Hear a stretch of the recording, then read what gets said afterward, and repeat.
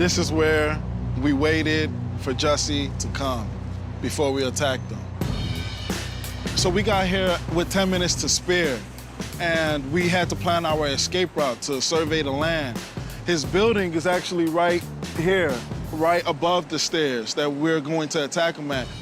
We made sure we got there at 2 a.m. sharp. On the dot. On the dot. We had no phones because he did not want us to bring any phones. He said, so we don't lose them. I don't know if that's really the reason, but you can deduce your own reason. So 2 a.m., he was nowhere to be found. He was not there. So we were like, damn, what do? We didn't have no way of contacting him. He had no way of contacting us. So we waited here for about, what, 4 minutes? It was about 4 minutes, 4 minutes. But it felt like forever. Because it was cold as balls. So I saw him out the corner of my eye, and I was like, okay, that's him, let's go. We gotta go get this Empire fat. Yeah, that's him, that's him. Is that him? That's that Nick. It's that Nick. Get that Nick. Oh, he's moving fast, come on, let's get him. Get that Nick. Let's get him.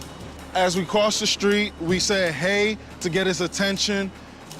Hey, Nick. Hey! He turned around, looked at us, and that's when we started yelling the famous slurs he wanted us to yell. Hey! Aren't you that Empire? Hey, Empire fat Nick! It's MAGA country. Yeah. And then he said, what did you say to me? And then that's when I threw the first punch at him. I held the blow, because I didn't want to hurt him, of course, so I made it look real, but I held it. Then we started tussling, moving around, and then I threw him to the ground. He wanted it to look like he fought back.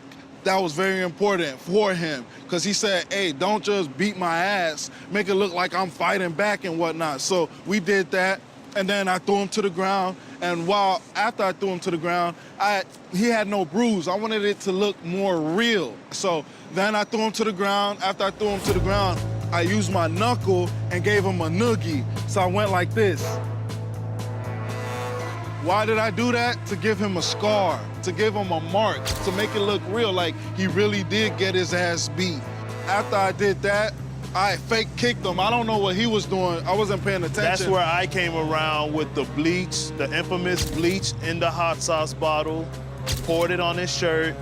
Then I finally put the rope around his face. I did not put it around his neck. I just placed it on his face, and that's when we took off.